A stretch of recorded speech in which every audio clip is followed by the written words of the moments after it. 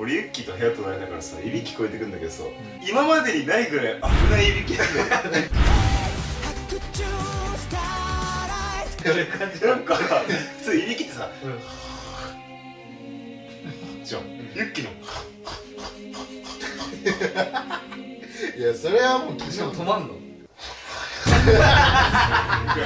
かお前蒸気機関車やつお前みたいな、でだんだんで行ってお